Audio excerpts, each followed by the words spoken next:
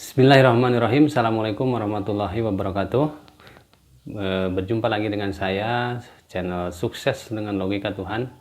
Sahabat-sahabat sekalian, pada kesempatan ini saya akan menyampaikan sebuah inspirasi buat kawan-kawan berkaitan dengan seputar logika Tuhan.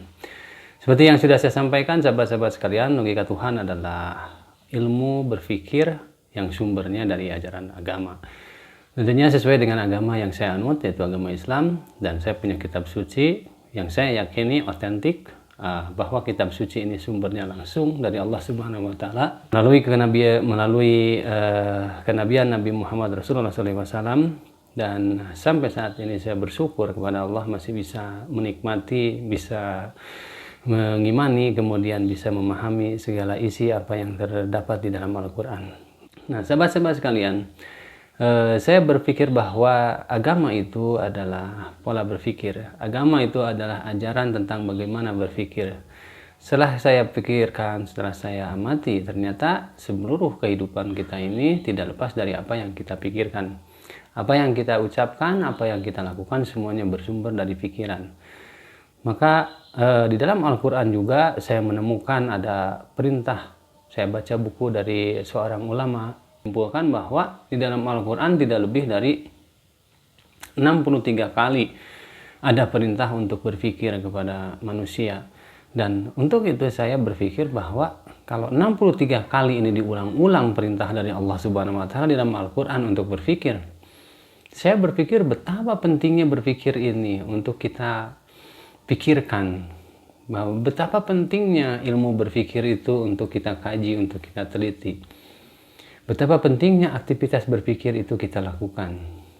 Yang menjadi permasalahan sahabat-sahabat sekalian, berpikir itu selalu diidentikan dengan berpikir bebas, liberal. Ini harus hati-hati juga kita memberikan statement kepada masyarakat, karena berpikir itu adalah perintah di dalam Al-Quran. Perintah Allah Subhanahu wa taala di dalam Al-Quran. Jadi kalau sebelum kita menakut-nakuti berpikir itu adalah sebagai produk liberal, produk yang menyimpang, produk yang bertentangan dengan ajaran agama, sementara agama sendiri di dalamnya memerintahkan banyak sekali ayat untuk berpikir. Maka sebaiknya kita kembali kepada Al-Quran. Apa yang dilarang Al-Quran kita tinggalkan, apa yang dilarang Allah di dalam Al-Quran kita tinggalkan, apa yang dilarang Allah di dalam Al-Quran kita tinggalkan, apa yang diperintahkan Allah di dalam Al-Quran mari kita laksanakan, kita terbuka. Dengan catatan berpikir yang harus kita hindari itu adalah berpikir yang cenderung kepada material. Berpikir cenderung kepada akal. Dan di situ menghilangkan informasi pengetahuan yang bersumber kepada wahyu. Di sahabat-sahabat sekalian, kalau kita berpikir menggunakan sumber pengetahuannya dari Al-Quran, justru di situ kita akan dijadikan orang-orang yang cerdas, kecerdasannya 2-3 kali lipat yang diberikan Allah kepada kita semua. Dan barang siapa yang berpikir dan bersumber dan melaksanakan perintah Al-Quran, perintah Allah di dalam Al-Quran untuk berpikir, maka orang-orang itu akan menjadi orang-orang yang terbaik di muka bumi ini. Dan sudah selayaknya seorang muslim yang punya kitab suci Al-Quran, itu adalah orang-orang yang pandai dalam berpikir. Dan bukan berpikir dengan cara-cara yang seperti yang dilaksanakan pada kondisi saat ini.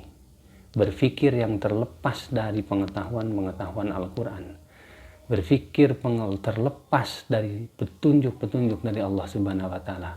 Berpikir yang terlepas dari ketentuan-ketentuan yang sudah ditetapkan oleh Allah Subhanahu wa taala.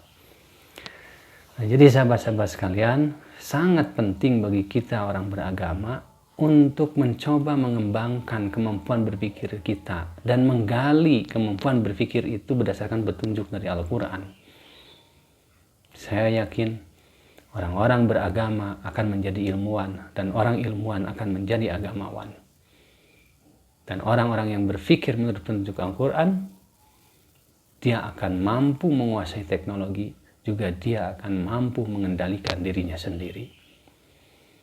Sahabat-sahabat sekalian, saya bisa membuktikan bahwa Rasulullah SAW juga berpikir. Para sahabat juga berpikir. para imam-imam besar juga berpikir, para ulama-ulama kita berpikir. Namun sahabat-sahabat sekalian, ada yang dilupakan bahwa Al-Quran itu adalah hudal lil muttaqin, petunjuk bagi orang-orang yang beriman, yaitu salah satunya adalah petunjuk berpikir. Demikian sahabat-sahabat sekalian, dan untuk lebih jauh mengelaborasi apa itu berpikir bersumber kepada Al-Quran, saya akan menyampaikan dalam YouTube ini kepada sahabat-sahabat sekalian supaya kita bisa berbagi bersama dan saling memberikan inspirasi, saling memberikan motivasi. Dan tentunya sumber motivasi, sumber ilmu pengetahuan itu sumbernya adalah datang dari Allah Subhanahu wa Ta'ala. Demikian sahabat-sahabat sekalian, semoga bermanfaat. Nanti lain kali kita lanjut lagi dengan tema dan masalah yang berbeda berkaitan dengan kehidupan kita. Tujuan kita adalah hidup sejahtera di dunia dan di akhirat. Selamat berpikir, optimis tanpa batas. Billahi taufiq wa hidayah. Assalamualaikum warahmatullahi wabarakatuh.